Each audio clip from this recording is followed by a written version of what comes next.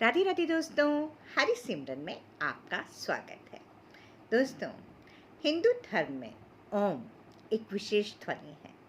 तपस्वियों ने जब ध्यान की गहरी अवस्था में सुना कि कोई एक ऐसी ध्वनि है जो लगातार सुनाई देती रहती है, शरीर के भीतर भी और बाहर भी, हर कहीं वही ध्वनि निरंतर जारी रहती है। उसे सुनने से आत्मा में एक शांति महसूस होती है। इसी ध्वनि को ज्ञानियों ने ओम का नाम दिया। इस अद्भुत ध्वनि के बहुत से रहस्य हैं। आइए इसे जानते हैं। अनाहत नाद। इस ध्वनि को अनाहत भी कहते हैं, जो किसी से पैदा ना होकर स्वयंभू है। इसे नाद भी कहते हैं। ये एक शाश्वत ध्वनि है। ये सृष्टि के कण कण में विराजित है। ब्रह्मांड की जन्मदाता है। शिव पुराण मानता है कि नाम और बिंदु के मिलन से ब्रह्मांड की उत्पत्ति हुई है। संपूर्ण ब्रह्मांड और कुछ नहीं, सिर्फ कंपन, ध्वनि और प्रकाश ही है। ये नाद और बिंदु ही ब्रह्मांडीय ऊर्जा है, जो हमेशा सतत और निरंतर है। ओम का अर्थ ओम 3 ध्वनियों से मिलकर बना है, अ, उ और म। उपनिषद में इसका अर्थ आकार, ये ब्रह्मवाचक है, जिसके उच्चारण से हृदय में उसका त्याग होता है। उ से उकार, ये विष्णुवाचक है, जिसके त्याग कंठ में होता है। और म रुद्रवाचक है, जिसका त्याग तालु मध्य में होता है। आध्यात्मिक अर्थ। इस शब्द की महिमा अपरंपार है। यह नाभि, हृदय और आज्ञा चक्र को जगाता है। यह ब्रह्मा, विष्णु और महेश का प्रतीक है। यह भूलोक, भूलोक और स्वर्गलोक का प्रतीक है। मोक्ष का साधन।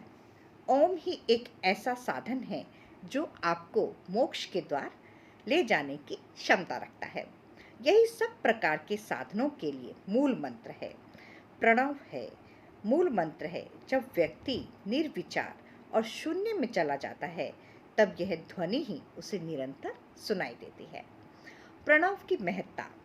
प्रणव मंत्र सांसारिक जीवन में प्रपंच यानी कलह और दुख दूर करके जीवन के अहम लक्ष्य यानी मोक्ष तक पहुंचा देता है।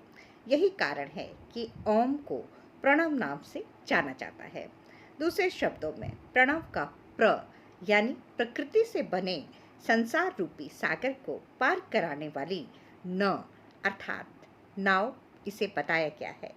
सरल शब्दों में हर भक्त को शक्ति देकर जन्म मरण के बंधन से मुक्त कराने वाला होने से ही यह प्रणव है। स्वतः ही उत्पन्न होता है जाप। ओम को उच्चारण का अभ्यास करते करते एक समय ऐसा आता है जब उच्चारण करने की आवश्यकता नहीं होती। आप सिर्फ आँखों और कानों को बंद करके अपने भीतर ही उसे सुन सकते हैं और वह ध्वनि आपको सुनाई देने लगेगी। प्रारंभ में यही भीतर बहुत सूक्ष्म सुनाई देती है और फिर बढ़ती जाती है।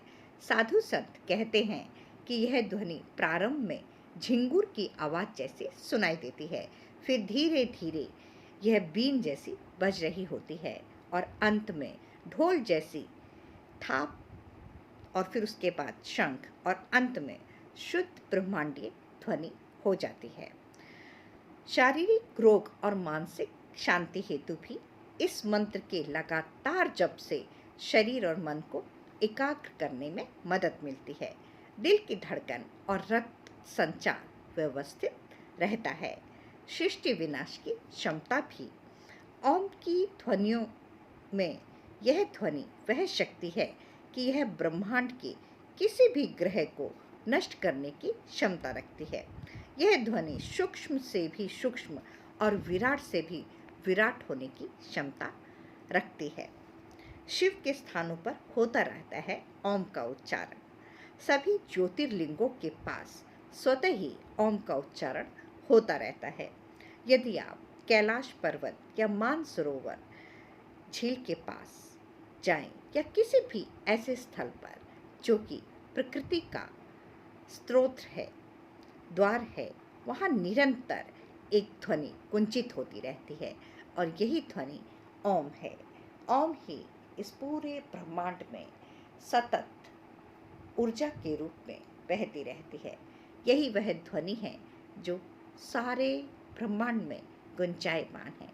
हरि ओम तत्सत। जय जय श्री राधे।